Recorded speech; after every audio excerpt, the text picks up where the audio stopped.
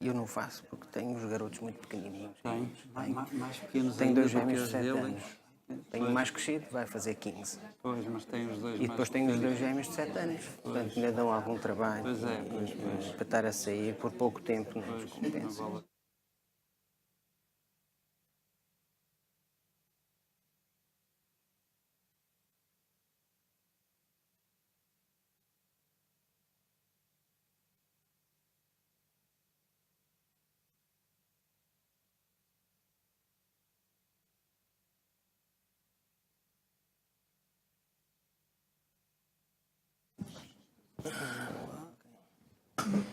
Então, se calhar daríamos início. Muito boa tarde a todos. Bem-vindos a mais uma sessão de Serões com Histórias. Hoje temos o prazer de ter aqui connosco o Dr. Jorge Cavalheiro. Eu gostaria de agradecer, antes de mais, à Fundação Rui Cunha pelo acolhimento sempre prestado e incondicional e a ajuda que nos tem dado, sempre que solicitamos. Gostaria de agradecer também a plateia aqui presente, o público que conseguiu cá vir, o tempo não está nada bom, portanto, também acredito que não seja muito fácil. De qualquer forma, muito obrigado por terem vindo. Gostaria de fazer uma breve introdução, 2, 3 linhas. Dr. Jorge Cavalheiro, obrigado também por estar aqui connosco. É um prazer. Por ter aceito o nosso convite. O Dr. Jorge Cavalheiro está em Macau já há muito tempo. Veio para Macau em criança. Sim. De maneira que já teve aqui muitas oportunidades e aproveitou-las da melhor forma. Aqui cresceu, estudou, enfim, e depois também exerceu a sua atividade profissional aqui em Macau, na Escola Comercial. Tem vários trabalhos editados, autor de vários manuais de língua e cultura portuguesa, não é? Deu aulas aqui em Macau e não só, em Kyoto, no Japão também, na Universidade de Estudos Estrangeiros. E, portanto, tem todas as medalhas. E recebeu também uma medalha, a medalha de mérito cultural pelo último governador de Macau também, o General Rocha Vieira. Participou também na concepção, penso eu, na concepção do Museu de Macau. Trabalhou também no Instituto Cultural, enfim. Estava eu a dizer, medalhas nos faltam para estar aqui a partilhar connosco alguma da sua experiência. Sabe mais E, coisas portanto, do que eu já não me lembro. Não, também já o conheço, por isso é que o trato também por professor. Mas hoje o tema, essencialmente, é sobre o conhecimento da história de Macau e as ruas que a compõem. Portanto, eu penso que estamos todos ansiosos por ouvir as suas histórias e, se calhar, passava-lhe a palavra. Está certo. Então, boa tarde a todos. Isto não é de modo nenhum um encontro formal, é uma conversa entre amigos, é uma conversa onde eu aprendo sempre muito. Costumo dizer que nós aprendemos a dialogar com os outros, e este pequeno encontro é a preparação de um passeio que depois iremos fazer pelas ruas de Macau, mas que nas ruas é impossível dar uma explicação um pouco mais pormenorizada, como podem imaginar. E então eu gostaria de fazer aqui alguns comentários, algumas observações sobre aquilo que vamos ver durante o passeio, e vou dividir esta minha conversa em duas partes. Há uma parte histórica que eu vou guardar para o fim, embora seja tudo história, mas esta primeira parte, digamos que é mais um desenvolvimento urbano, que é aquilo que nós vamos depois visitar, e a parte da chegada dos portugueses à China, da chegada dos portugueses a Macau, a questão dos estabelecimentos portugueses em Macau. Se houver interesse em fazer alguma pergunta, na parte final eu estarei disponível. Mas nesta primeira parte, para não ser muito longo, e já um antigo aluno chamou a atenção para que o bafo não seja muito longo, eu vou realmente ser mais direto e vou tentar ser resumido e dar-vos uma ideia clara do que pretendo transmitir para facilitar depois o percurso que vamos fazer num dia ainda a marcar em maio. Portanto, eu começarei por este mapa. Peço desculpa, eu tenho algumas coisas informatizadas, mas acaba por ser mais cómodo apresentar assim e costumo ter uns quadros grandes e pôr realmente estes papéis ali afixados. Aqui o quadro é mais pequeno, só pode ser desta maneira. Mas eu começaria por este mapa que temos aqui e que mostra Macau, a Península de Macau, à chegada dos portugueses a Macau. A chegada entre 1555 e o estabelecimento em 1557. Depois, na parte final, se houver alguma pergunta, eu posso esclarecer melhor estas datas. Mas à chegada dos portugueses a Macau, nós tínhamos um território com 2,8 km². Portanto, muito reduzido, colinas e encostas. Não havia praticamente uma zona plana. Havia o Templo de Amá, havia a povoação do Patane, que fica por trás da colina de Camões, uma pequena aldeia aqui na zona onde é mais ou menos um mercado vermelho, e aqui esta povoação, que é a povoação de Monrá, que tinha o templo, que hoje tem, o templo de Kuniam Thong, e o Kuniam Chai, que é um templo mais pequenino à frente. E a colina de Monrá, daí a povoação de Monrá. Tinha sido um grupo de pessoas refugiadas de Fujian, de perseguições políticas, de ordem política, e isto foi o que os portugueses encontraram quando chegaram à Península de Macau. Portanto, podemos dizer escassos 3 km², hoje a península ronda os 12 km².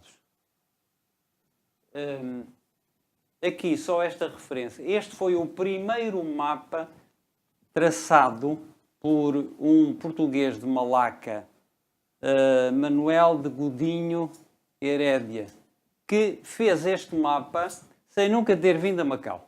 Ele colheu informações orais de quem tinha estado em Macau, de quem visitou Macau, e fez este mapa bastante aproximado. E, interessante, o título do mapa, Cidade de China. Cidade de China. Isto depois, com a evolução da história, levanta-se a questão da administração, levanta-se a questão da soberania, por aí fora. Mas, inicialmente, é óbvio que Macau nunca foi colónia, por várias razões. Macau foi uma feitoria. E, nesta altura, cidade de China, Macau, já está assinalada a Igreja de Santo António, a Igreja Mater Dei, hoje ruínas de São Paulo, o colégio e a Casa do Mandarim, que está errado, porque aqui seria o colégio, a casa e o colégio dos jesuítas, que estava, hoje com as escavações nós sabemos onde é que estava a casa de residência, o colégio, a Procuratura do Japão, etc. A Casa do Mandarim era em Monrá, que era aqui esta zona. Bom, mas esta é uma curiosidade da primeira representação cartográfica ou um mapa de Macau. Então, como é que a cidade se desenvolveu, como é que se foi desenvolvendo? Pois foi, os portugueses em 57, finalmente, depois de uma grande aventura, desde 1513 até 57, conseguiram finalmente um ponto de apoio no litoral da China para comprar e vender os produtos e levá-los para o Japão, para o Sudeste Asiático, para a Índia, para a Europa. E o primeiro estabelecimento é feito aqui. Este é um mapa com a silhueta de Macau nos anos 60. Este ponto verde é a colina de Camões e foi precisamente aqui, nesta a encosta do monte, e vamos ver depois no percurso, a encosta do monte vem até Santo António e depois continua e acaba no Porto Interior e é bastante íngreme. Isso é visível e vamos ver depois bastante bem. Pois foi aqui bem situado na encosta do monte, ali num pequeno vale entre a colina de Camões e a encosta do monte, aí se construiu a primeira capela, Santo António. E ali os jesuítas, quando chegaram para se estabelecer em Macau, entre 1563 e 1565, foi ali que construíram a primeira casa de residência. E foi ali que construíram a primeira escola. E, claro, esta zona teve que ser terraplanada também, porque era tudo em costa, tudo realmente o que é plano é terraplanado, e aqui se construiu então o núcleo genético da povoação que daria origem à cidade de Macau. Curiosamente, os chineses, também atraídos pela presença destes estrangeiros, que eu não diria portugueses, ou melhor, portugueses, mas luso-asiáticos. Sempre uma comunidade luso-asiática. Começaram a construir, para além destas povoações que tinham aqui, começaram a construir umas casas que é possível hoje ver ainda, e foi uma pena terem destruído. Por trás, do outro lado, voltado para o Porto Interior, os chineses começaram a construir as suas casinhas. Portanto, temos a pequena colina do lado oriental, acompanhando voltado para a encosta do monte, o núcleo português, e do outro lado, voltado para o Porto Interior, o núcleo chinês.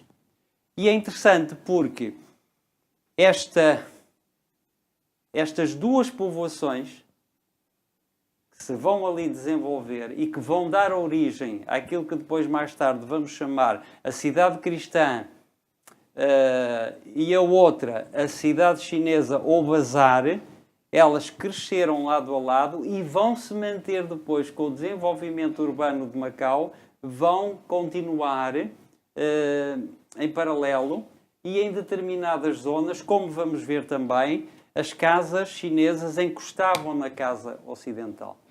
E, no entanto, há uma separação que se vai manter até finais do século XIX. Aqui, um mapa de 1912. Vejam, já bastante tardio. Mas voltando aqui, entretanto, a cidade portuguesa, ou cristã, Santo António, a primeira capela, 1557-58. Claro, não é a igreja que está hoje, não é? É uma capela com material perecível, palha de arroz, bambu, umas pedras, e logo a seguir, também quase da mesma época, a igreja de São Lourenço. Também na encosta da Penha, bastante íngreme. E que mais tarde vai marcar o eixo principal da cidade cristã. É a Rua Central, Igreja de São Lourenço. A Rua Central, que depois vamos ver também que quando chega a Almeida Ribeiro, que não existia, era diferente, e o percurso que ela fazia até chegar ao Largo do Senado, e depois a igreja continuando até à igreja de Santo António. E este foi inicialmente o grande eixo urbano e a grande rua de Macau. Portanto, a cidade portuguesa ou cristã sempre voltada para o Porto Exterior, e a cidade chinesa sempre voltada para o Porto Interior, crescendo em leque de norte para sul. Agora, a cidade chinesa tem uma característica. Toda ela é plana. Toda ela é plana. Ora, como é que é possível se de facto a península, com os 3 km quadrados, tinha imensas colinas e não tinha zona nenhuma plana? Quer dizer que a cidade chinesa, e isso é observável e é fácil, e também podemos ver, porque se mantém ali na Rua dos Mercadores, a seguir à Igreja de São Domingos, ela vem sempre um desnível muito, muito pequeno até à Rua dos Mercadores. E ali na Rua dos Mercadores, depois a cota é a mesma da água do Porto Interior. Portanto, quer dizer que a água chegava ali, àquela zona. É possível de marcar e ver e verificar. Quer dizer que a cidade chinesa, toda ela cresceu em zona de aterro. Toda ela é plana. Outra característica, e portanto as cidades vão realmente crescendo ao longo destes séculos, e nós vamos ver, não há muro, não há separação nenhuma entre as duas cidades. É curioso que eu trouxe ali, está ali os papéis, no anúncio que a Fundação e a Associação da Escola Comercial que promove esta conversa me pediu para fazer um pequeno resumo. Eu dizia que realmente havia duas cidades que se foram desenvolvendo, que se mantiveram separadas até ao final do século XIX. E numa notícia no jornal, no Hoje Macau, dizia, e estava entre aspas, como se fosse uma citação, havia um muro de separação entre as duas cidades. Nunca houve, ou melhor, houve efetivamente um muro, mas um muro feito de um material tão resistente e tão forte que era impenetrável. E esse muro era feito de material imaterial, que é a língua, que é a cultura, que são as crenças religiosas, que é a cosmovisão, enfim, tudo isso que ainda hoje nos separa, não é? Portanto, esta interculturalidade de que tanto se fala, ela existe, mas tem sido feita pela comunidade macaense, não é? Que foi sempre, ao longo da história de Macau, um elemento precioso para se manter o equilíbrio e para que os reinóis e Portugal continuassem a administrar Macau. Portanto, mas é interessante esta barreira, esta ideia realmente, porque são duas culturas completamente diferentes, mas, como vamos ver no percurso, não há de facto, ou nunca houve, barreira física, mas sim uma barreira cultural muito grande. E como há pouco vos dizia, havia mesmo, as casas tinham as traseiras da casa chinesa colava com as traseiras da casa portuguesa. Mas houve sempre passagens entre as duas cidades. Eram duas cidades completamente distintas, completamente diferentes, e já falamos um bocadinho dessa diferença.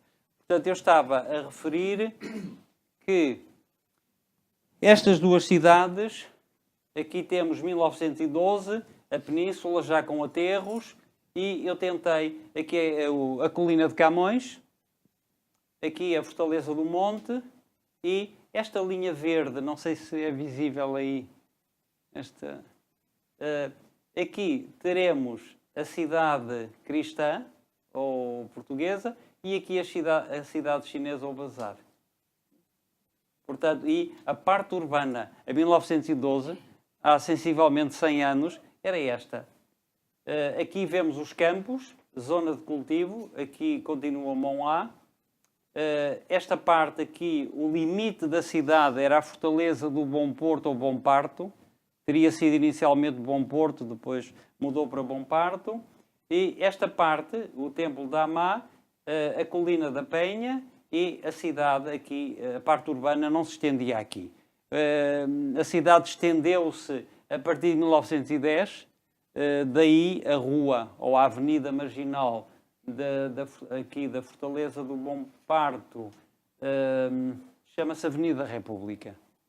Ora, e dentro, estas duas cidades estão dentro do sistema defensivo de Macau. E eu vou tentar mostrar aqui neste mapa, que não tenho espaço para... Mas vou colá-lo aqui. Bom, vou mostrá-lo, não dá jeito, mas... Ora, estamos a ver Península de Macau, não é? Penso que é... desculpa, eu tenho que o pendurar, senão não. É só buscar aqui uns magnetos. Já estão. Basta. Ora.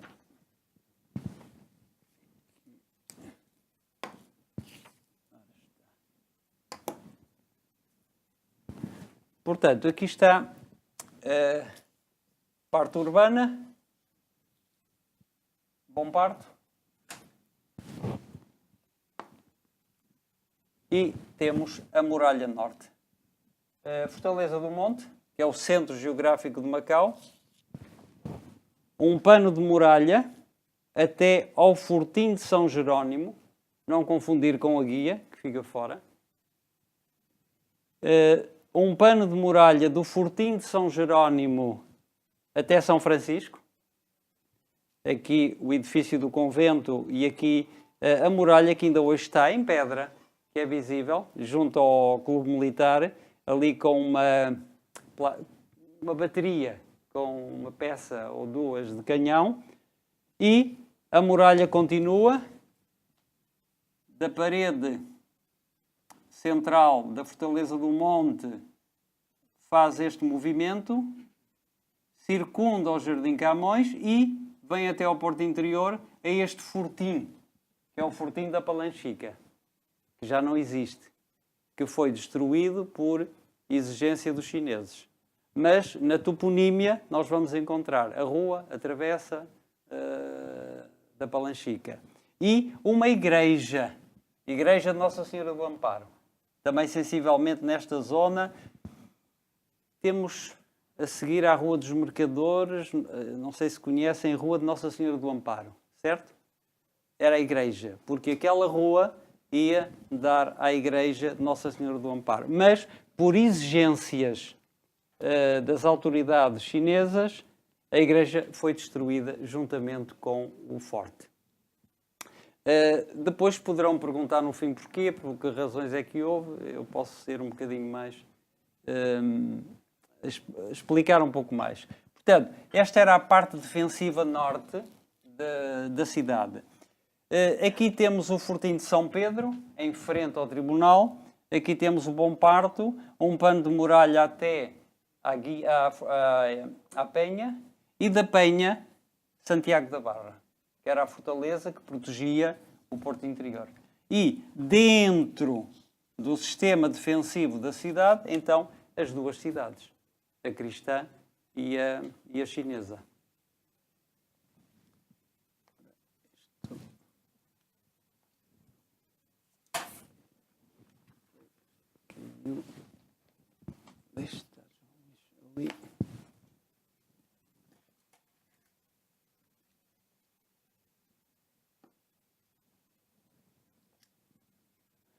Portanto, aqui também é reforçar aquilo que acabámos de ver. Num mapa de 1840 temos esta parte, não é? Que é a parte urbana, e temos a muralha. E a muralha, nós vamos visitá-la. Ela é visível, é esta parte da muralha, da Fortaleza do Monte até à Palanchica, supostamente onde era a Palanchica, nós temos ainda, podemos ver e vamos ver pequenas porções da muralha, porque por trás da igreja Mater Dei, hoje ruínas de São Paulo, nós temos uma zona muito interessante que normalmente não é visitável, nós vamos entrar, que era a Horta dos Jesuítas. E aquela parte, quando os jesuítas foram expulsos, como sabem, de Macau foi 1762, em Portugal foi 59, salvo erro, em Macau 62, os jesuítas abandonaram, não é? Tiveram que deixar Macau, abandonaram o colégio, abandonaram a igreja, enfim, tudo o que eles tinham, e de facto, voltando um bocadinho aos jesuítas, nós vamos reparar que quando começamos a subir a encosta do monte de Santo António em direção a São Paulo, nós temos Largo da Companhia. E ao fundo da escadaria de São Paulo, nós temos Largo da Companhia. Portanto, a Companhia ficou com a parte de Leão do território de Macau, que era realmente a encosta do monte, não é? E aquilo era domínio dos jesuítas, com uma imponência. Imaginem o que é uma igreja. Teria estado uma pequena igreja antes da construção da Igreja Mater Dei. Ficou concluída em 1602, como está na placa da pedra de fundação. O colégio mais cedo, em 1594, e a casa de residência, e a fortaleza começou a ser construída também clandestinamente, porque todo o sistema defensivo começou a ser construído clandestinamente, porque as autoridades chinesas não permitiam. Finalmente concluiu-se depois de 1622, com o ataque dos holandeses. Esta parte da fortaleza, que já estava bastante avançada, e a muralha, evitou que realmente... Bom, eles não chegaram, porque, como sabem, há um jardim em Macau, que é o Jardim da Vitória. Não sei se conhecem. Jardim da Vitória. Ali há um pequeno monumento a assinalar a derrota dos holandeses. Eles avançaram da Praia de Cacilhas, desta zona aqui, mas foram realmente atingidos e deixaram Macau. E a partir dessa altura, de 1622, então as autoridades chinesas perceberam que era preciso fortificar a cidade e, na sequência desse ataque, concluiu-se a Fortaleza do Monte, 1626, concluiu-se os fortins, o sistema, e ficou realmente concluído a defesa da cidade. Aqui, eu gostava que olhassem para esta fotografia que foi tirada no tempo da Segunda Guerra Mundial. Aqui estão os aterros. Nós estamos em frente aos aterros. Nós estamos na Baía da Praia Grande. Estes aterros, aqui em frente da estrada, água, porque a Baía da Praia Grande, da Fortaleza do Bom Parto até São Francisco. O clube militar ficava em frente à água, muito bem situado, tal como o Jardim de São Francisco, também passeio público, muito agradável, ficava em frente à água. E estes aterros começaram nos anos 30, foram interrompidos na Segunda Guerra Mundial e depois continuaram depois de 45. E durante os anos 50 ficaram concluídos. E as primeiras construções, uma das primeiras construções foi o Liceu Nacional Infante Dom Henrique. Penso que ficou concluído 1958, salvo erro. 59? 58, 59. Portanto, foi um dos primeiros edifícios a ser construídos nesta zona de aterro. Mas eu chamava a atenção para esta fotografia e vê-se nitidamente que há aqui duas manchas urbanas distintas. É um bocadinho longe. Se estivessem perto, vejam a arquitetura desta parte e depois vejam a arquitetura, os telhados desta zona. Portanto, é possível... Já estava aberta a Avenida Almeida Ribeiro, que estão a ver aqui. Ora, a cidade chinesa chegava ao Leal Senado e, em 1918, o governo, a administração de Macau, aqui o edifício do Senado, aqui o largo do Senado, e resolveu-se abrir a Avenida Almeida Ribeiro, que cortou a cidade chinesa a meio. Mas é possível ver realmente estas duas cidades distintas. Hoje, mais difícil, numa fotografia aérea seria mais difícil, mas esta fotografia tirada nos anos 40 é possível ver realmente estas duas cidades e esta separação. E para vos dizer que é, não sei, ou há desconhecimento, ou há falta de sensibilidade, porque seria um projeto tentar recuperar. Eu ouço muito, e a Maria José está aqui, e organizam muitos seminários de património. O que me parece é que as pessoas falam de património sem o conhecerem no terreno. E falam do património nos papéis, nos projetos e nas teorias do arquiteto tal, das novas tendências do património, e depois, no terreno, não conhecem as potencialidades enormes, gigantescas, que esta cidade tem. onde se apregoa tanto a diferença e a interculturalidade, era possível fazer em Macau, estando perfeitamente de acordo, que façam os casinos todos, as coisas mais exóticas e extravagantes que quiserem fazer, mas preservem o miolo, o núcleo, a essência de Macau, como um exemplo de coexistência pacífica, como um exemplo de segurança, como um exemplo de tanta coisa positiva que há nesta terra, para um mundo cada vez mais dilacerado de divisões terríveis. Aqui conviveram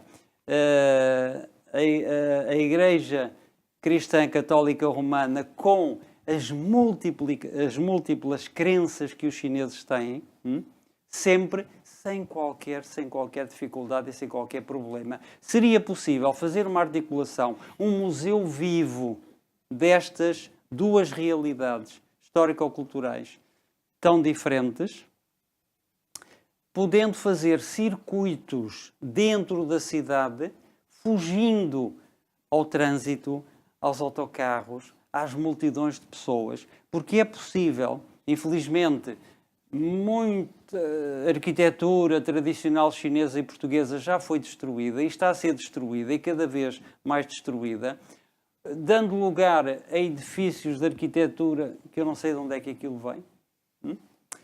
Era possível fazer percursos onde nós somos, de repente, há um pátio, somos surpreendidos com um pátio, com casinhas tradicionais chinesas, com uma ambiência de bairro, com as pessoas sentadas na rua, os vizinhos a conversarem. Infelizmente hoje há menos crianças, mas seria realmente criar um centro histórico desde São Paulo, passando pelo, digamos, a sala de visitas da cidade, que é o Largo do Senado, e percorrendo pelas ruas estreitas da cidade chinesa, entrando na cidade portuguesa, voltando a entrar na cidade chinesa, fazendo esta dialética cultural e convivencial, até Hama. Isto era possível fazer. Onde é que estão as cabeças que pensam o património?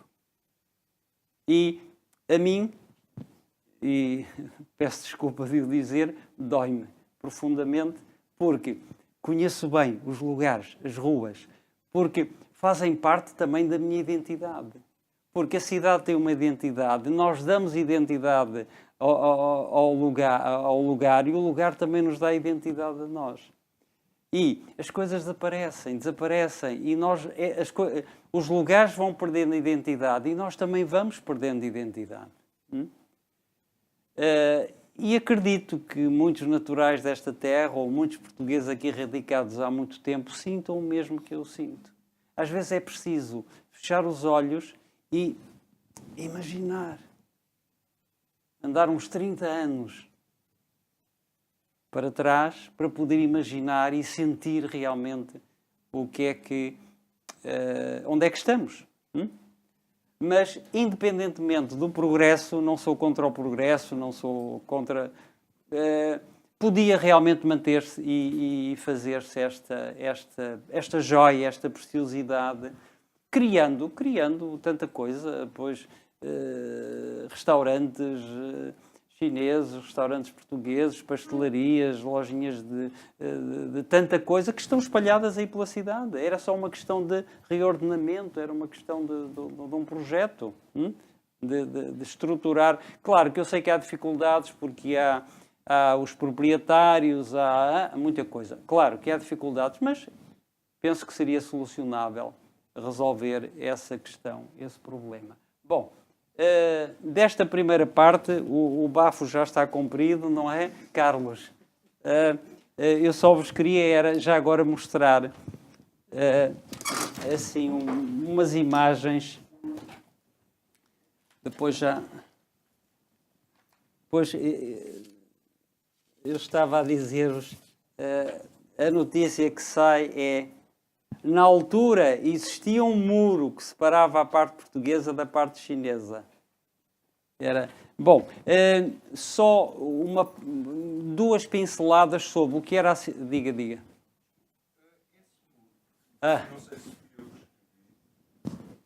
Pois eu não sei, não.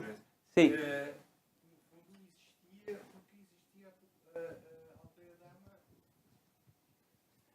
Não, a aldeia da Amá não. Nunca houve a aldeia da Amá. Houve o templo da Amá. Não houve a aldeia da Amá? Não, a aldeia da Amá. Não, a aldeia da Amá não, porque, repare, a Amá era inacessível, o templo da Amá era inacessível por terra.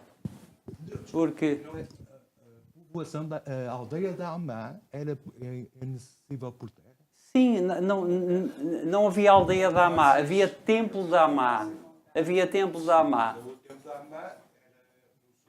Sim, o templo da Amá é no sul. É. Estou a falar da aldeia Amá do Norte. Não, Monra.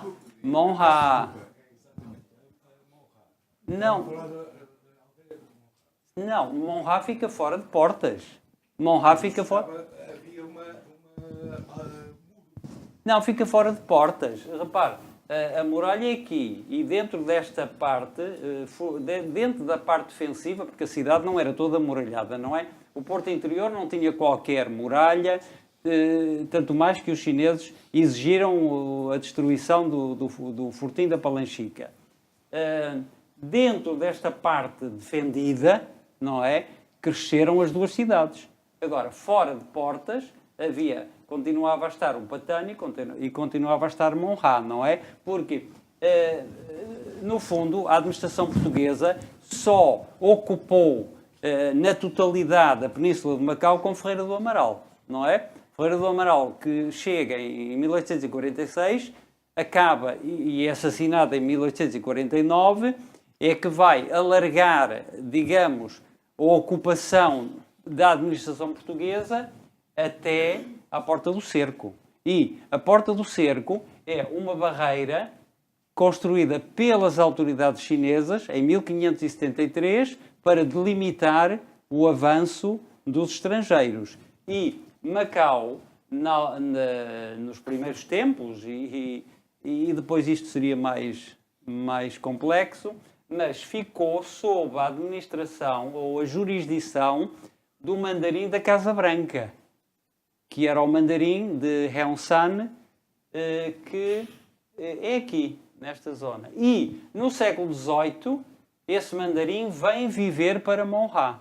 E é conhecido como o mandarim de Monra. E ele exerce jurisdição sobre a população chinesa e interfere constantemente na administração dos portugueses. E no Senado nós temos uma estrutura governativa que houve um poder local exercido pelo Senado. Havia a figura do procurador, que era bilingue, que fazia a ligação entre a administração portuguesa e a administração chinesa. E, verdadeiramente, Macau teve, depois do ataque dos holandeses, em 1623, o primeiro capitão-geral, mas que não era governador. Ele era o chefe, era capitão-geral, era chefe de defesa. O verdadeiro primeiro governador-geral foi Ferreira do Amaral. E o que é que estava? A sua pergunta era? Diga. A população chinesa que está dentro da cidade cristã. Não, ela não está dentro da cidade cristã. A população chinesa está dentro da cidade chinesa. Sim. E repare, há limites. Por exemplo, os chineses não podem converter-se, as autoridades mandarínicas não permitem que os chineses se convertam ao cristianismo. Não permitem e não há realmente, os chineses vivem na parte chinesa, os portugueses vivem na parte portuguesa. São duas cidades completamente diferentes e sob uma jurisdição também diferente.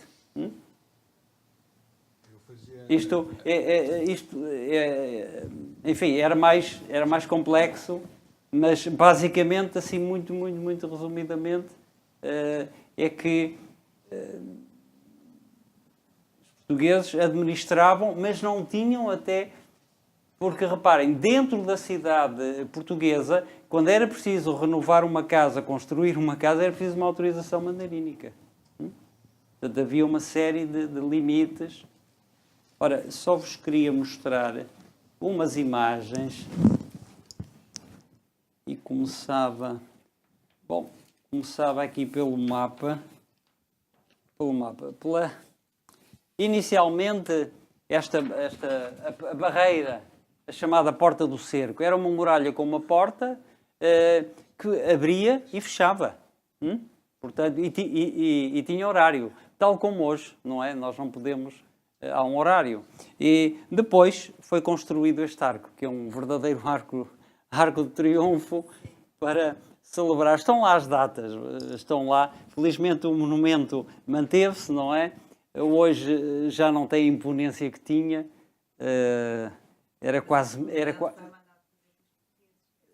Sim, foi mandado pelos portugues. A pátria honrai, que a pátria vos contempla. Eu penso que do outro lado os chineses teriam escrito respeitai a nossa virtude. Uma coisa realmente diferente, apontando mais um bocadinho para os valores confucionistas. Portanto, este arco foi realmente o triunfo de Ferreira do Amaral. Mas disse-nos que a porta chinesa, a fronteira chinesa, foi feita quando, em que ano? A parte do Ferreira do Amaral foi em 1849, não é? Quando ele foi assinado. Sim. E tinha feito a fortaleza de Mongai, a fortaleza de Dona Maria. Sim. Sim. Sim. Mas nessa altura já existiam as portas de cerco. Portas de Cerco são de 1573. 73. Isso foi ali o limite posto logo pelas autoridades chinesas, não é? Depois, claro, foi destruída e foi construído esta Nessa porta. altura, quer dizer, a expansão da cidade para fora das muralhas aconteceu nessa altura, não é? Foi, exatamente, porque havia na muralha duas saídas. Havia a Porta de Santo António, mesmo por trás da igreja de Santo António, e havia a Porta do Campo, ou Porta de São Lázaro, na Rua do Campo. E Ferreira do Amaral vai realmente, digamos, havia, não é, uns caminhos, mas ele vai fazer uma estrada e vai ligar desde a Porta de Santo António, do Campo, vai fazer uma ligação até à Porta do Cerco. E claro, isto, como sabem, não é, deu muita polémica, porque passou por cima de Campas, enfim, acabou por pagar com a própria vida. E foi a partir dessa altura que então os portugueses, num momento de grande fraqueza da China, não nos podemos esquecer que estamos em 1846, 49, a Guerra do Ópio acaba com um desastre para a China, não é? Com o estabelecimento dos ingleses em Hong Kong em 1842, com uma fraqueza muito grande da última dinastia da China, de Qin, e claro que os portugueses aproveitaram também para ocupar toda a península, até à Porta do Cerco, e na sequência dessa ocupação vão ocupar a Taipa Pequena, primeiro, onde é construída uma fortaleza, que ainda lá está hoje, embora um bocadinho já quase despercebida, e a seguir a Taipa Grande e depois Coloane. Coloane já em 1800 e nos anos 80, 1880, a Taipa Grande em 1860 e tal, portanto... Sim, também se fala nisso. É como um pouco os portugueses fixaram-se em Macau porque ajudaram os chineses a combater os piratas. Não é bem assim, não é? Há outras razões.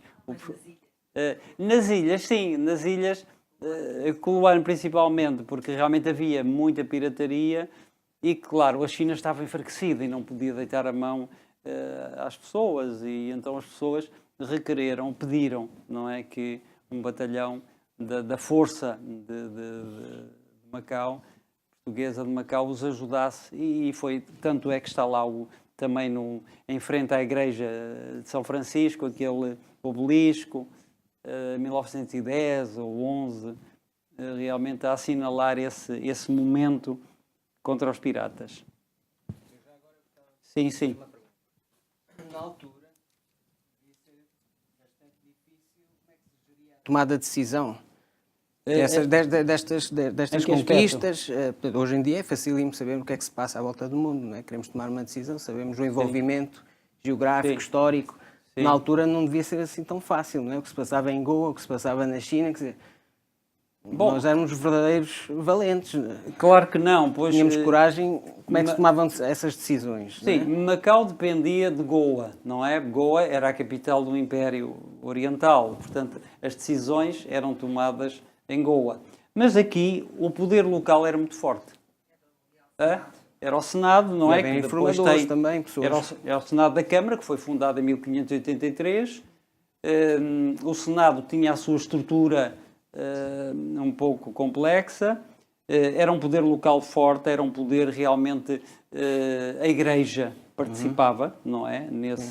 Aliás, foi por iniciativa do Bispo interino Dom Belchior Carneiro que foi criado o poder local, o Senado da Câmara.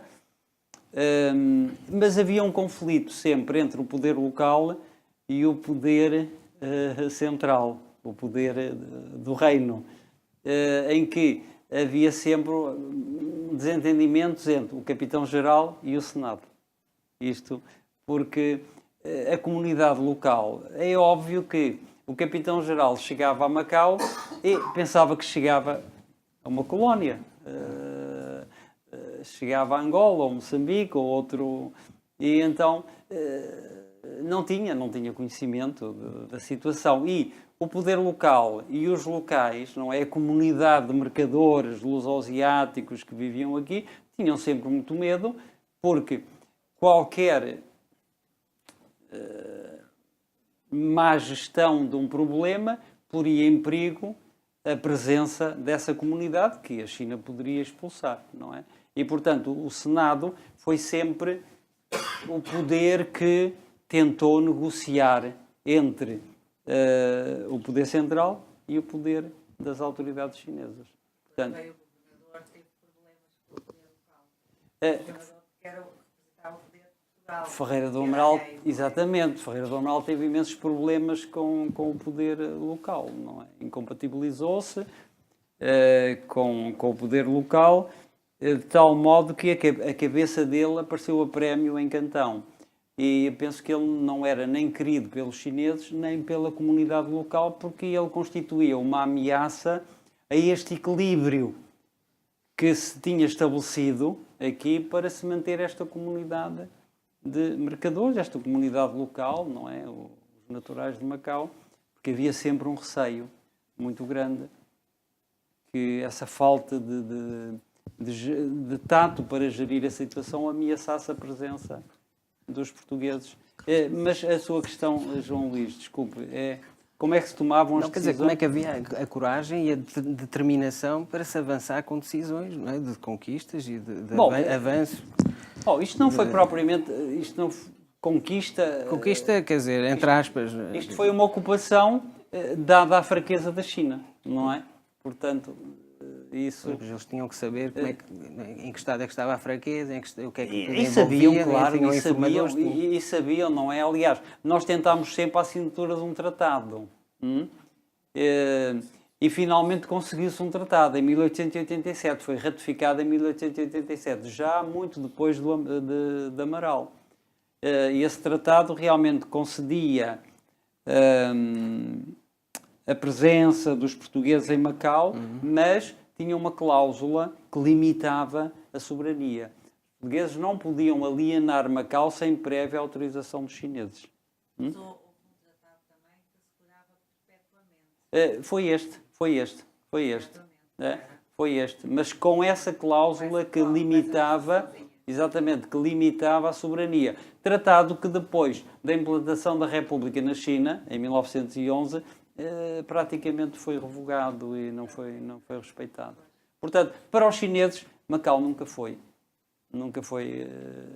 português. Isso. Aqui o microfone ao lado. Sim. Esse acordo tinha uma linha Sim.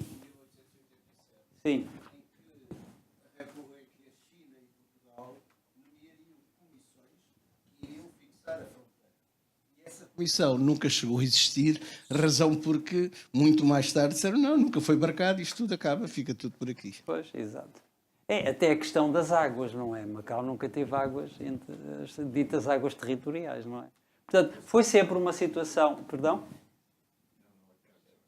Portanto, isto agora eram questões já de história mais específicas, não é? Que levaria algum tempo, mas é verdade, isso... Eu queria voltar à cidade de Macau. Sim. É que, a seguir ao Ferreira do Amaral, portanto, a Sim. segunda metade do século XIX, Sim, a cidade cristã e a cidade chinesa, nas muralhas, depois, quando é criado o bairro de São Lázaro, sim, que é um bairro de cristãos novos chineses, sim. a organização espacial é completamente diferente. Sim, sim. De facto, o bairro de São Lázaro é da década de 1920. No final do século XIX, o governador Isidoro de Guimarães começou a destruir a muralha.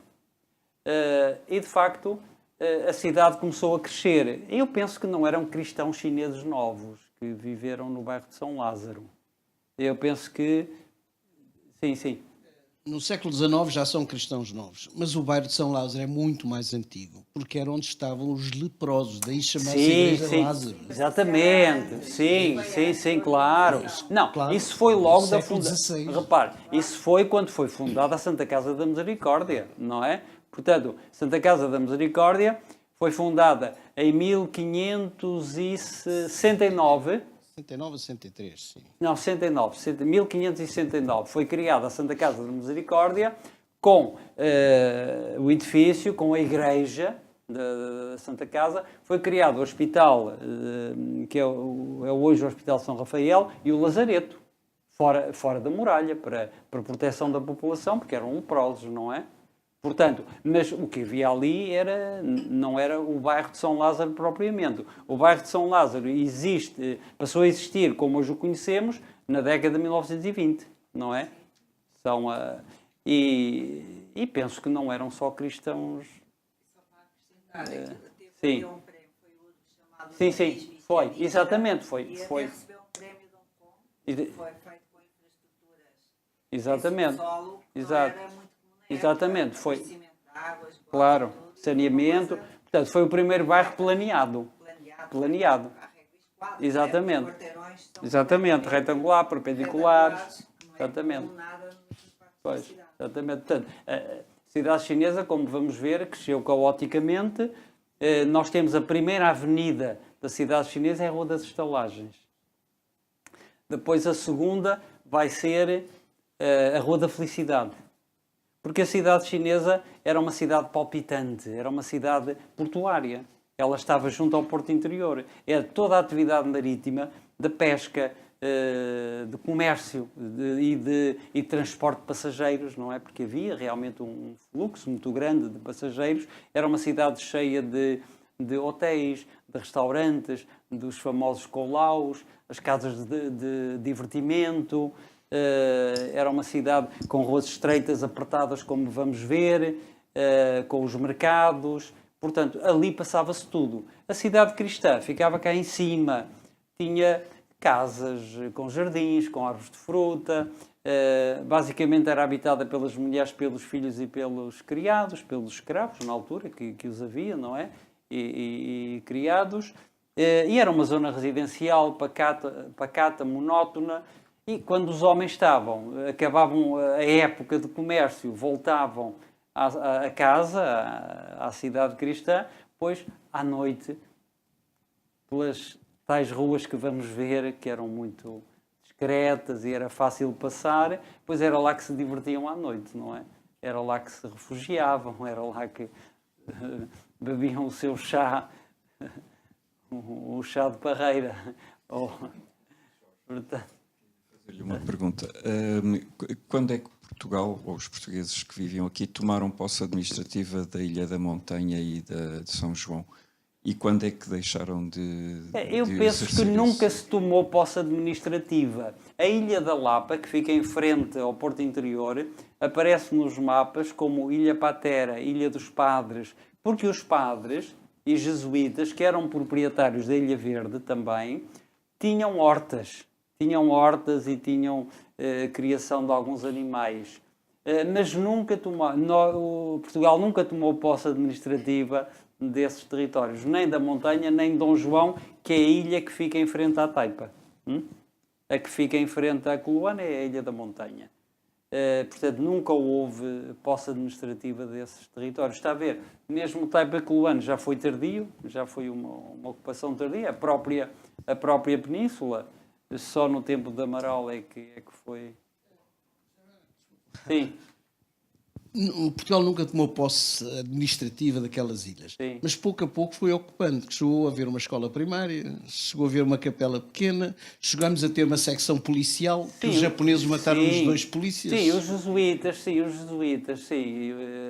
Por isso eles tentaram fazer uma... Agora, posse, não, isso pode dizer, foi clandestino, não é? Foi clandestino. E foi precisamente aproveitando uma certa fraqueza da China, não é? Que se foi pondo o pé. Aproveitaram a história dos japoneses também para largarem aquilo tudo. Exato. Portanto,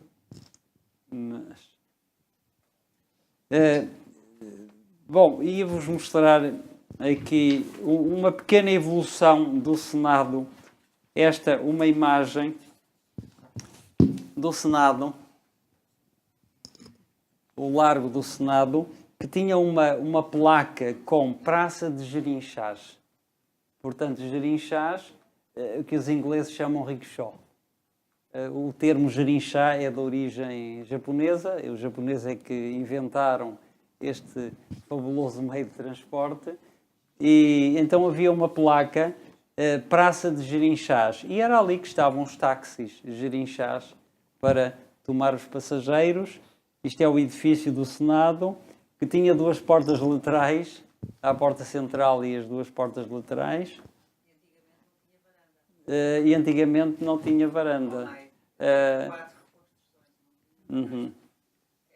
Esta tem. Sim. Exato. Depois... Já apresentei aqui uma vez um semináriozinho ao Senado. que é o edifício da Câmara, idêntico a outros edifícios da Sim, Câmara. exatamente, em várias... Exato. Há inúmeros semelhantes. Sim. Este também, não é? Aqui é a estátua do Coronel Mesquita, o homem que também, na sequência de Ferreira do Amaral, assaltou o forte de Passa-Leão e depois teve um fim, enfim, triste. E aqui os triciclos dão lugar aos Jerinchás. E depois, mais recente, esta é uma imagem dos anos 50, princípio de 60. Aqui uma imagem. O edifício mais alto do Império. Sim, o edifício mais alto do Império, que era este, exatamente, o Hotel Central, exatamente. O edifício mais alto. Com 6 pisos, depois teve mais 3. Exato. E O famoso era o 6º piso. Era. E as senhas de dança eram bem baratas. E teve o primeiro elevador, E, cabaré. infelizmente, um hotel emblemático por várias razões foi o Hotel Casino.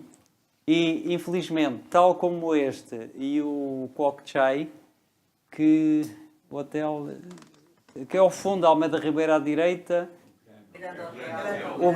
é o Grande Hotel, é? Portanto, chamado em chinês, acho que é Kwok Chai. Os 2 estão abandonados. E outro emblemático também, o Estoril.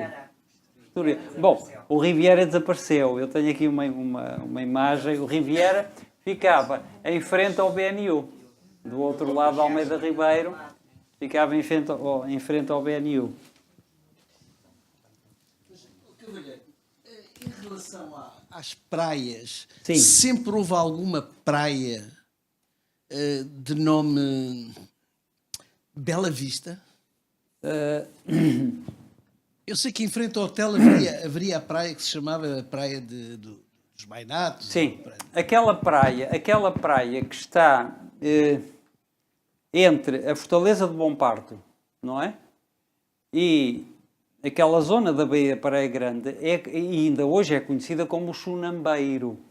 O Chunambeiro. Porque ali é que fazia-se o chunambo. Havia fornos para fazer o chunambo. E o que era o chunambo? Havia em Macau e à volta de Macau muita criação de ostra.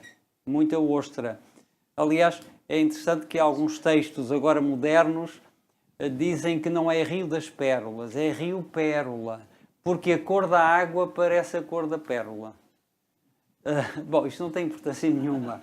Mas, de facto, é porque não se lembram. Nós ainda nos lembramos, não é? Eu lembro perfeitamente da quantidade enorme de ostras que havia ali entre a Taipa, Coluane e toda esta zona. Era realmente de ostra. E havia muita casca da ostra. Comiam ostra, ficava a casca, não é? E aquelas conchas eram aquecidas a uma alta temperatura, depois eram reduzidas a pó e eram misturadas então era um cimento.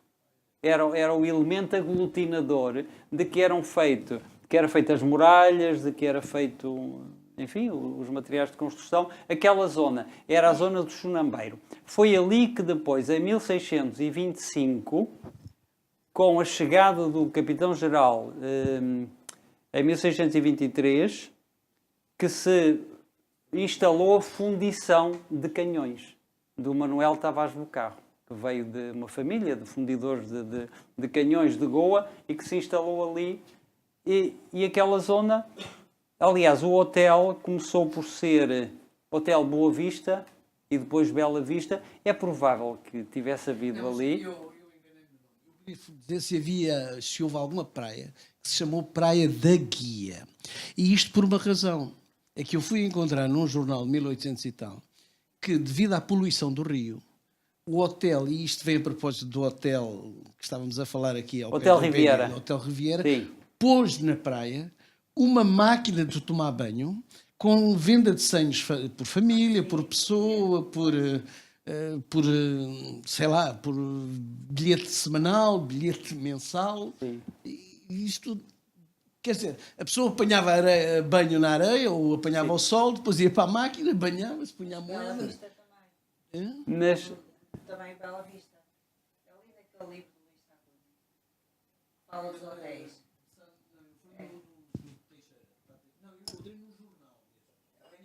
Olha, há um livro feito pelo Luís Sacuna sobre os hotéis. sim, Fala do Hotel Central, fala de Bela Vista. sim. E fala que eles realmente tinham umas sombrinhas e alugavam, até o Bela Vista também, Sim. uma praia. Era ali Máquinas embaixo. de banhar, era assim. Máquinas. Depois tinham... A Praia da Guia é provável porque Fica distante do Riviera. aquela zona, sim, aquela zona. Aliás, havia ali uma famosa chácara, a Chácara do Leitão. Porque ali na Guia, cá embaixo, no circuito do Grande Prémio, ali há o cemitério dos Parces, e havia um caminho, que nós fazíamos aquele caminho, quando íamos lá para o outro lado, íamos ali por ali abaixo, agora acho que há um elevador. Tá?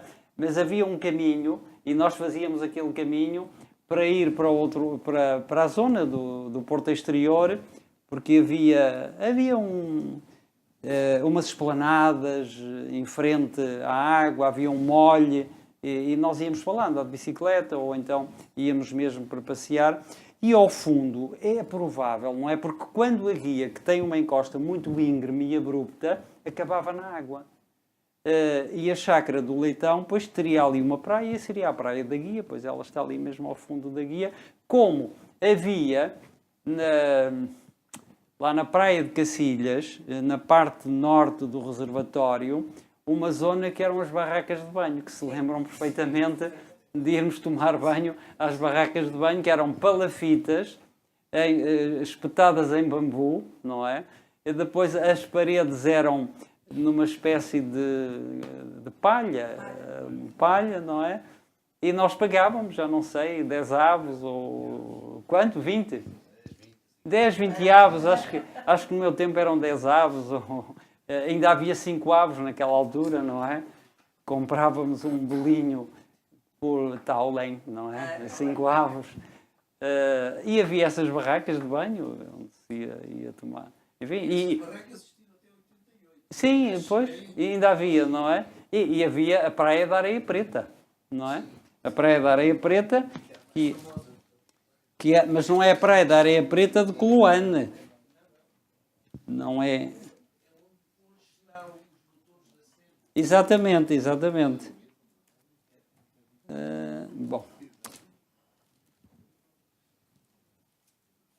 Bom, deixem-vos só mostrar aqui um passeio de família na Baía da Praia Grande.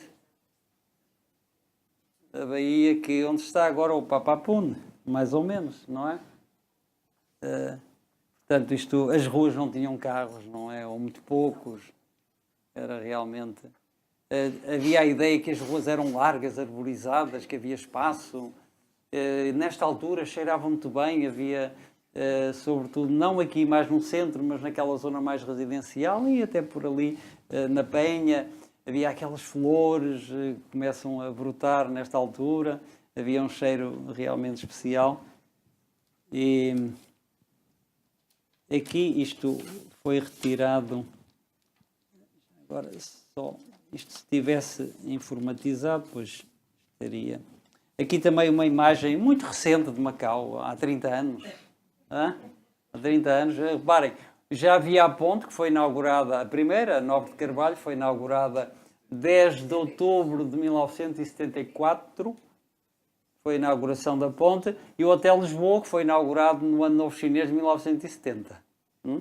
Portanto, esta fotografia é dos anos 80, tem sensivelmente 30 anos, é realmente uma... Está. Ferreira do Amaral só saiu em 94. 92. O Liceu também. Está aqui o Liceu.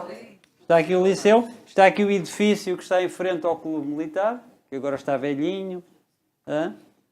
E aqui um bocadinho da ponte e o Amaral, Ferreira do Amaral. Portanto, esta imagem, há 30 anos, era assim. Sim, ainda era. 30 anos. Aqui, São Francisco, o Jardim de São Francisco, que é muito interessante, tem 3 nomes. Nós chamamos São Francisco por causa dos franciscanos, não é? Macau recebe as 4 ordens religiosas importantes, os jesuítas primeiro, 1563, a seguir os franciscanos, 1580, portanto, com o domínio filipino facilitou a entrada das ordens religiosas que estavam nas Filipinas, os franciscanos em 1580, agostinhos em 1586 e dominicanos em 1587. Mas o jardim é interessante, os chineses chamam-lhe o Jardim dos Castelhanos. Casilan. Jardim dos Castelhanos, também chamam o Jardim da Praia Grande e também chamam, mais conhecido, também pelo Pavilhão dos 8 Lados. Os castelhanos porque os franciscanos eram espanhóis, vieram das Filipinas. E vocês chamam ao Jardim de São Francisco também o pavilhão porque tem a biblioteca com 8 lados. Portanto, Pagocteng, não é? Portanto, tem pelo menos 4 nomes, o jardim. Claro,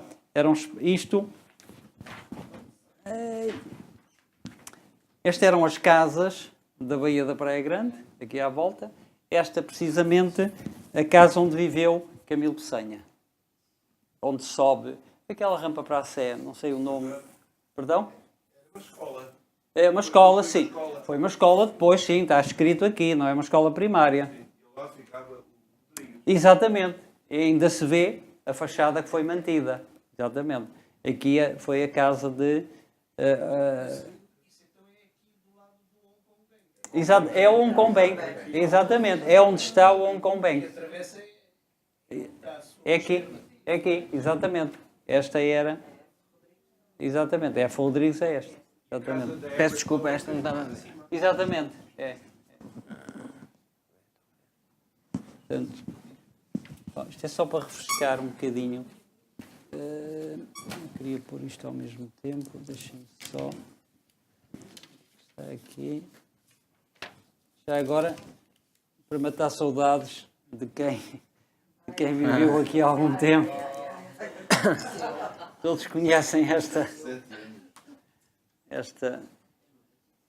esta saudosa imagem, não é?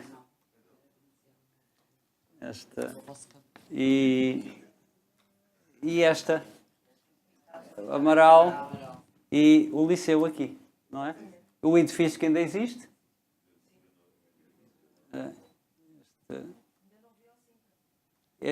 Ainda não, o Sintra não, nesta altura não. O Sintra só é dos anos 80, 70 e final de 70, exatamente. Portanto, sim, este é...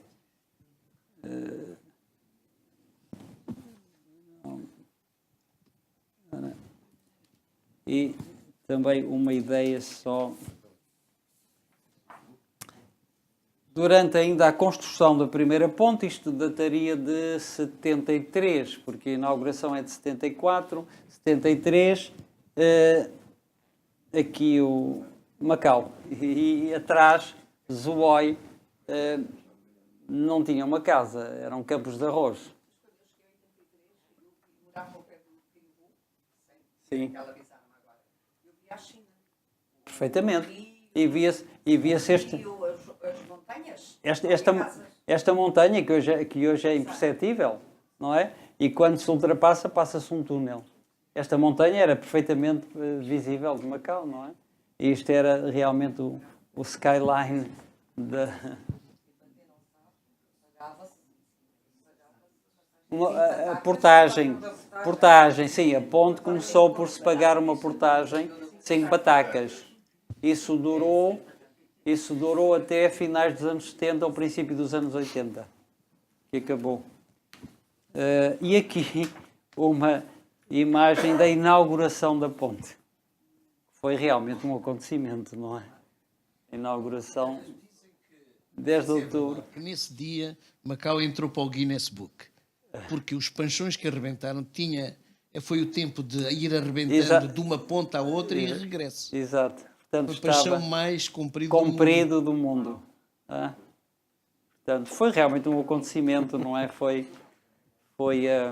a expansão, porque e ao mesmo tempo perdeu-se um certo romanticismo de ir à Taipa ou ir a Coluane, não é? Porque era um dia inteiro.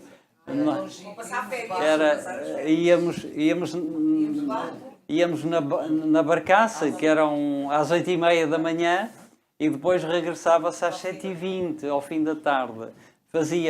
Parava na Ponte de Cais da Taipa, e depois ia à Coluane, e voltava. E muitas vezes, ao fim da tarde, ficava-se ali 1 ou 2 horas à espera, porque não havia água, e a barcaça não podia avançar. Então esperava-se. Era um tempo realmente. Bom, isto eram imagens do Porto Exterior, porque entre o Hotel Lisboa e o reservatório de água era uma aldeia chinesa. Criação de patos, galinhas, porcos, búfalos, hortas, não é? Lembram-se perfeitamente disso. Sim, muito no Canídromo, sim, foi até mais tarde. Mas esta parte, digamos, esta aldeia grande, era enorme, lembras-te, Zito? Era. Sim. Sim. Era tudo horta. Sim, era tudo horta. E muitas casas, muitas barracas, barracas, sim. Isso. Ao pé do Canídromo, sim. Mas aqui também, aqui havia... Isto é 50. Desculpe, Zé Luís, João Luís, eu não lhe estou... Você está aí. Bom, está aqui, vejam, esta parte da ponte isto já seria depois de 74, e esta zona entre o Hotel Lisboa e o reservatório era isto. Portanto, até o reservatório... Perdão, isto é um aterro grande, isto é um aterro já, porque a rampa a rampa do hospital ali do Hotel Lisboa, ali era água logo, aquilo tudo era água, não é? A guia, aliás, é uma escarpa bastante abrupta, a água. O aterro do Porto Exterior começa nos anos 50? Não, começa antes. Quando eu cá venho, aquilo era só terra. Fizemos até os Jogos Sem Fronteiras, não sei se recordas. Sim, era... Sim. Montou-se a cidade no Porto Exterior. Sim, mas esta parte aqui já... essa parte... Essa é o NAP. Essa parte que estás a falar é em frente já ao Hotel Onde está o Galaxy Presidente. hoje. Isso mesmo, onde está o Hotel Galaxy. Presidente. Isso sim, porque havia um molho, um pardão que ia por água dentro e depois ia por aquele lado. Nós costumávamos passear por ali, mas esta parte do Presidente até à encosta da Guia, isto é anterior. Está o Poli. É anterior. Cabo de Deus, eu queria perguntar uma coisa que falou no princípio, Sim. com a chegada dos portugueses. Tem a ver com aquele mapa dali da esquerda. Deixe-me só, diga. Chegaram, Este? sim. Sim. Quando os portugueses chegaram a esse cantinho aí mais... Não, os portugueses... Eu li nos livros que os Sim. portugueses chegaram aqui. Aqui. Sim, mas Que era eles... uma zona mais Abrigada e recolhida, recolhida. sim, exatamente. Por isso é que Pois, mas eles eu agora, construíram sim, depois a queria igreja... relacionar isso com aquele cais que foi descoberto no Instituto de Sim. Portugal, agora quando fizeram aquela casa do Sr. Centro. Sim. E tinha lá um cais, descobriram que havia lá um cais. Sim. Portanto, aquela zona era toda, portanto, cais, era tudo zona portuária. Bom, nós Tinha vamos... sido aí que os portugueses chegaram, mais ou menos. Quando é que esses aterros começaram a ser feitos? Nós vamos ver que cais havia imensos cais. É muito... descobrir um cais, hoje ali em Macau, naquela zona, é uma coisa... havia muitos. E havia cais simples. Havia às vezes uma parede de granito que tinha umas argolas de ferro onde eles amarravam as sampanas. Porque as sampanas vinham... Havia os juncos, havia os tancares e havia as sampanas. Porque nós não falámos... Havia a cidade em terra e havia outra cidade baloçante, que é muito interessante ler passagens da Maria Ondina Braga, devem conhecer, Estátua de Sal, Jantar Chinês, ou alguns contos da China Fica ao Lado, e ela faz descrições do Porto Interior enternecedoras. Porque é uma coisa que chamava muita atenção. Havia realmente uma verdadeira população flutuante. Para além desta flutuante de terra, que chegava e partia, não é? Porque isto era um ponto de passagem. Havia realmente a verdadeira cidade flutuante, que eram as pessoas que viviam nos barcos, viviam nos juncos, várias famílias, e viviam nos tancares, uma família, que são aqueles barcos que têm aquela cobertura... em redonda, e ali viviam, e nos anos 60 estava cheio, nós tínhamos acesso ao Porto Interior, foi uma pena, destruíram esta beleza extraordinária, que era um paradão enorme, começava na na Ilha Verde, propriamente, no Faichiquei, e nós podíamos ir até à Barra, havia um paradão, como havia na Praia Grande, sentávamos no paredão e víamos aquela vida palpitante dos tangalô, das tancareiras, dos miudinhos que tinham a cabaça amarrada porque podiam cair e aquilo era uma boia.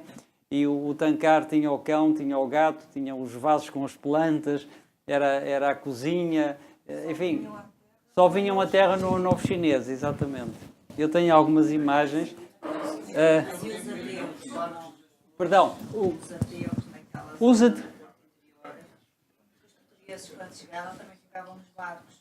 Depois é que vinham... Sim, exatamente. Foi essa a primeira, aliás.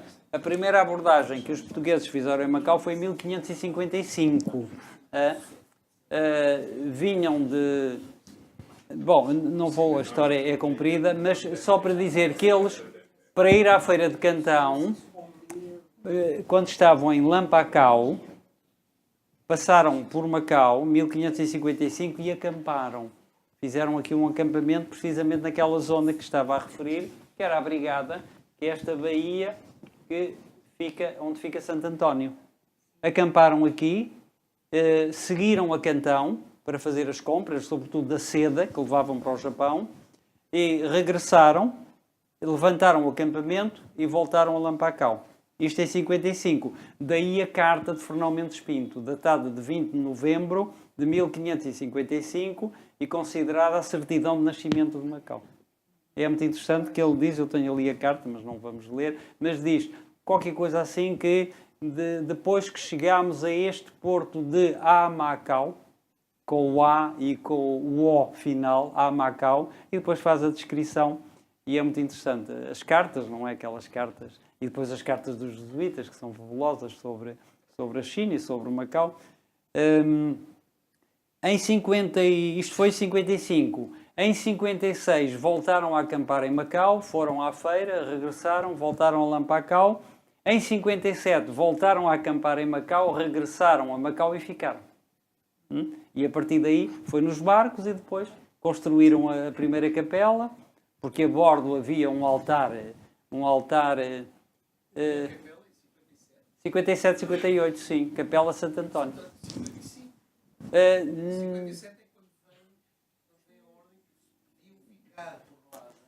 Não, eu penso que a capela é só de 57, 58, porque eles tinham nos barcos, como sabem, um altar móvel, não é?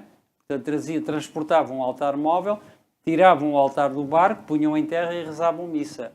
Mas a capela não, porque em 55 e em 56 houve um acampamento, não houve aqui permissão nem... Aliás, a permissão, nunca houve permissão. Os portugueses foram ficando até 99, não é? No fundo, foi ser... Sim, até 99 em termos de administração, não é? Foram ficando. Isto nunca foi realmente... Nunca foi um duradouro, nunca foi. Mas a capela foi de 50... Em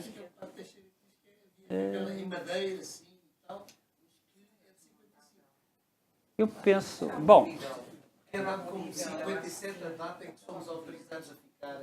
Nem fomos autorizados, não é? Nunca... Sentidos. Sim, sim. O acordo é de 54, o acordo com a autoridade marítima. Isso é outra coisa. Não, isso é outra. Isso é um assentamento oral do qual não há documento lavrado. Foi feito por Leonel de Sousa, capitão-mor da viagem ao Japão. Os portugueses estavam em Lampacau e a fazer o comércio clandestino. Portanto, chega-se em 1513 a esta ilha que eu tirei aqui, Lintin. Temos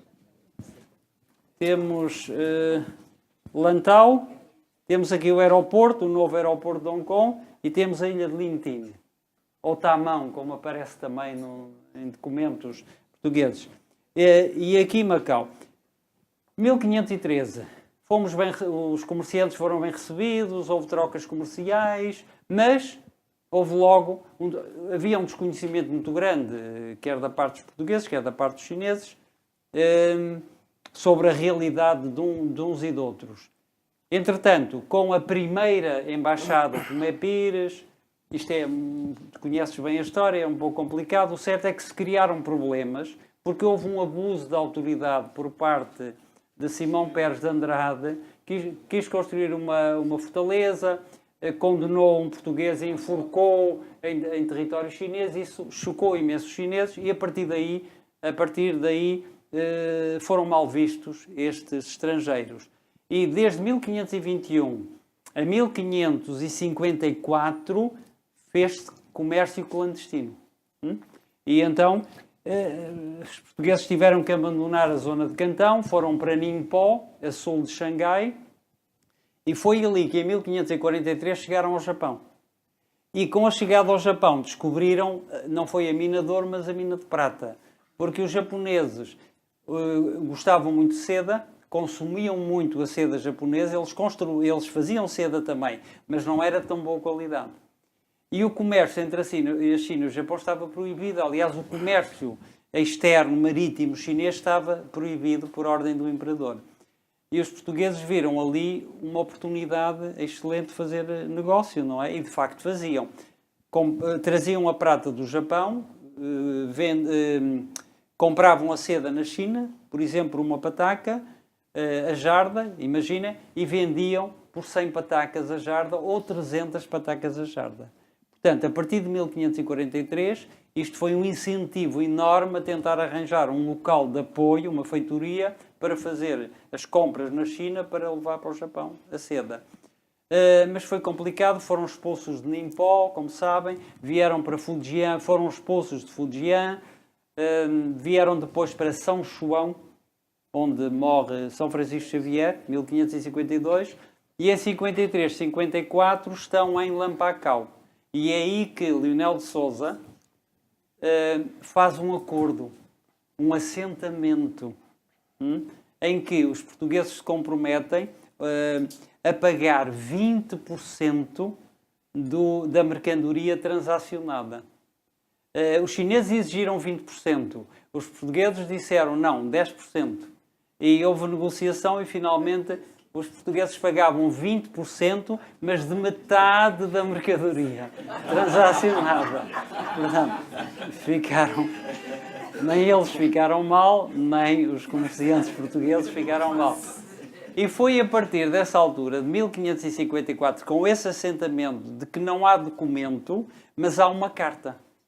Há uma carta de Leonel de Sousa ao irmão do rei, Dom João III, a dar conta, e é muito interessante a carta.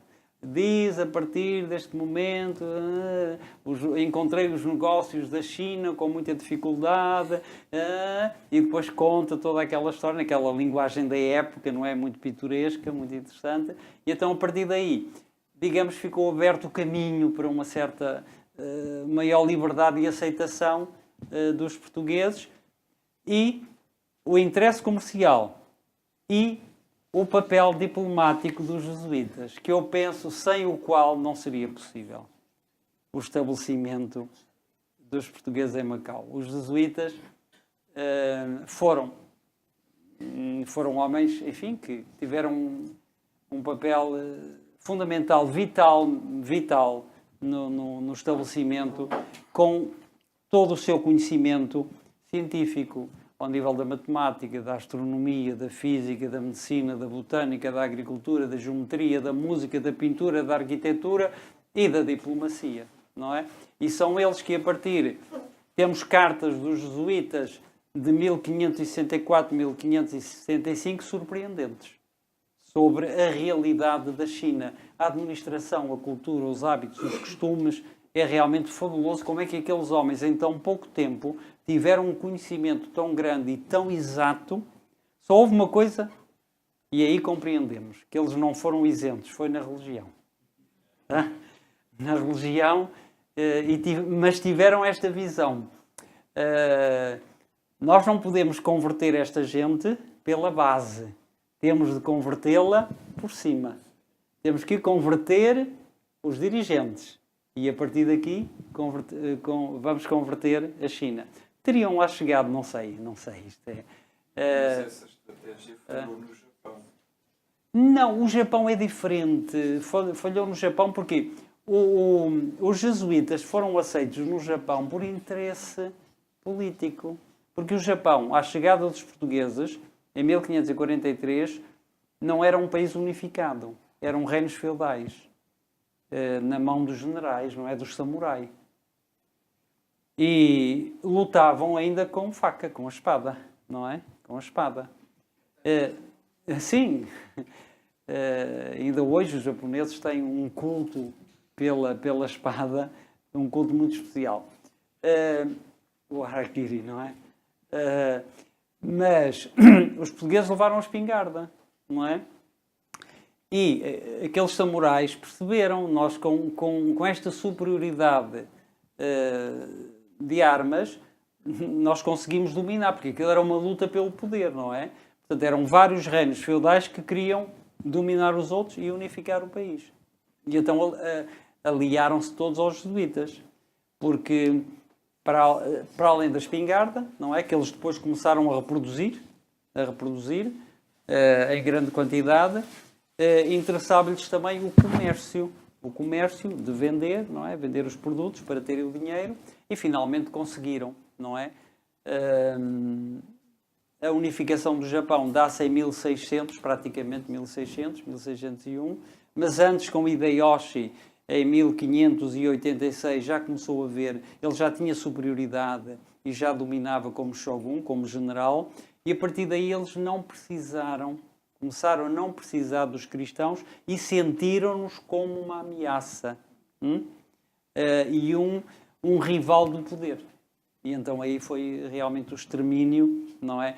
Ali naquele pequeno núcleo museológico de São Paulo está aquele famoso quadro dos mártires do Japão, que foram executados, salvo erro, em 1594. E depois eles foram expulsos, os holandeses foram substituir os portugueses, foi construída uma ilha ao largo de Nagasaki para pôr os estrangeiros, os holandeses. Eles faziam comércio, não se interessaram pela missionação, porque o problema foi que eles foram expulsos, mas continuaram clandestinamente a missionar. E quando realmente foram descobertos, depois foram mesmo... acabou mesmo, não é? Foi a expulsão completa. Macau ainda continuou a fazer comércio com o Japão, mas só até 1639. Em 1640, o Senado mandou uma embaixada ao Japão para negociar, porque foi um terrível golpe nas receitas de Macau, não é? Macau cresceu, prosperou, viveu praticamente com o comércio do Japão, que era fabuloso. Os próprios jesuítas tinham parte nesse comércio. Nós depois, na visita, eu vou-vos mostrar o que supostamente seria um cais particular dos jesuítas. Por isso é que eu lhe digo, há muitos cais, e claro, quando isso acabou, o Senado mandou essa embaixada, que era uma série de elementos que foram todos chacinados, foram todos mortos. O padre Vidra Pires tem um livrinho, Embaixada Mártir, não é? Que fala nisso. Mas a missionação da China, pois, os jesuítas tiveram aquela visão, enfim, visão que as pessoas que estão em determinados circuitos têm, não é? E eles tinham realmente, falharam, e quando finalmente... Porque eles tinham uma visão grande. O Colégio de São Paulo preparava os missionários para o Japão, mas também preparava os missionários para a China. E quando Ritchie chegou a Macau, ele percebeu que para missionar a China tinha que aprender chinês. E aprendeu rapidamente. E em 1583 foi com Ruggieri para Siuren fundar a primeira missão católica, que ainda existe. Que é fabuloso. Eu estive há 6 anos... A última vez que estive lá, irei lá agora no fim de abril, não sei o que é que vou encontrar, mas uma comunidade católica, com uma igreja e com pessoas, velhotas, felicíssimas, porque eu fui com um grupo de alunos e quando eles disseram que eram portugueses, católicos, eles chamavam a casa para mostrar o altar que tinham em casa. E então era interessante, porque tinham um altar com Virgem Maria, com os santos, com o crucifixo, com imagens de Cristo. Fabuloso. Bom, e depois sabemos que Ritchie, em 1600, vai para Pequim e é aceito na corte, não propriamente como cristão católico, não é? É aceito na corte como cientista. E depois todos os outros que seguem, não é? Adam Schall, Tomás Pereira e todos esses homens, essa escola de cientistas, de jesuítas, instalam-se na corte do imperador, que conseguem ultrapassar a questão dos ritos, porque foram para a China os jesuítas, os dominicanos e os franciscanos, desentenderam-se. Enfim, foi uma vergonha, em linguagem mais... ou a guerra dos ritos, não a questão dos ritos, não é que envolveu o Papa e o delegado do Papa que vem a Macau, e uma questão realmente terrível, e finalmente o Papa retira a razão aos jesuítas e o imperador foi Kanchi, exatamente. Kanchi disse: meus amigos, vão lá fazer as guerras para a vossa terra, porque a China não estava habituada, não há memória de guerras religiosas na China, não é? O próprio budismo entrou pacificamente e não temos guerras. E realmente acabou aquele projeto de missionação na China. Não sei se alguma vez teria sido possível, não é? Porque as crenças chinesas são muito fortes, são muito...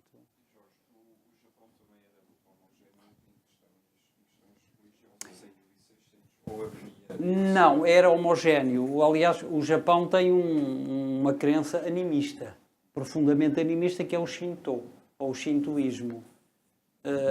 Depois, com a introdução do budismo no Japão, que se dá no século VI depois de Cristo, e o budismo é um elemento civilizador, porque o Japão vive na pré-história até o século VI depois de Cristo, não tem escrita, não conhece a escrita, e realmente são os monges budistas da escola Chan da China, que é o budismo Zen no Japão. Temos um templo de Chan em Macau, que é o templo de Kuniyam, que é da escola do budismo de Chan, que é um budismo indiano, que vem para a China, e da China passa à Coreia, e da Coreia passa ao Japão.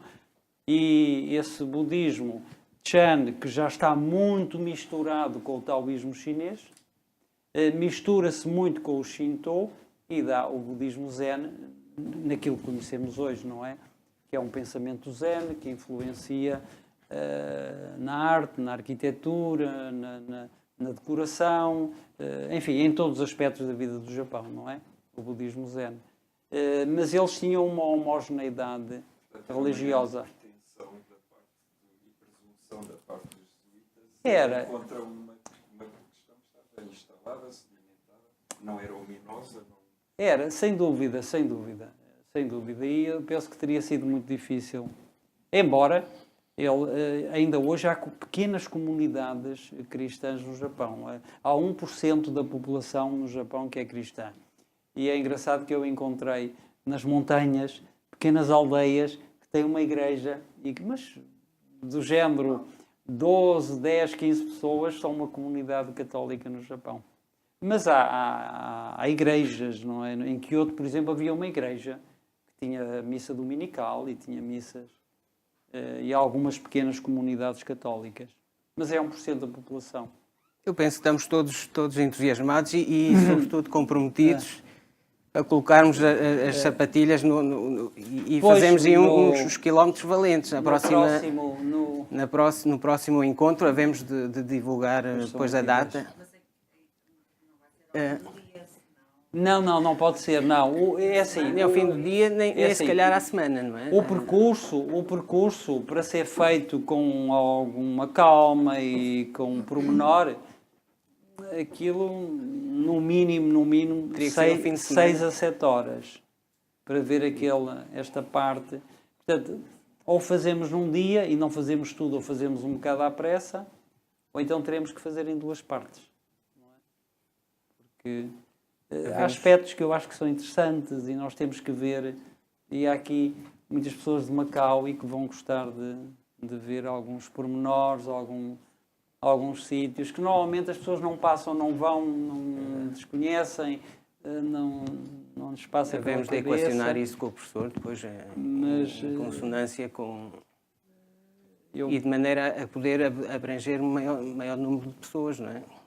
Terá que ser, provavelmente, agora assim de cor, terá que ser eventualmente um sábado. Ou um sábado. Um sábado logo pela manhã, esteja sol, que não esteja assim como hoje, não é? Mas... é assim, se for num dia, temos que acelerar um bocadinho e andar. Se for 2 dias, teremos mais mais calma para ver. Leva-se uma mochila com...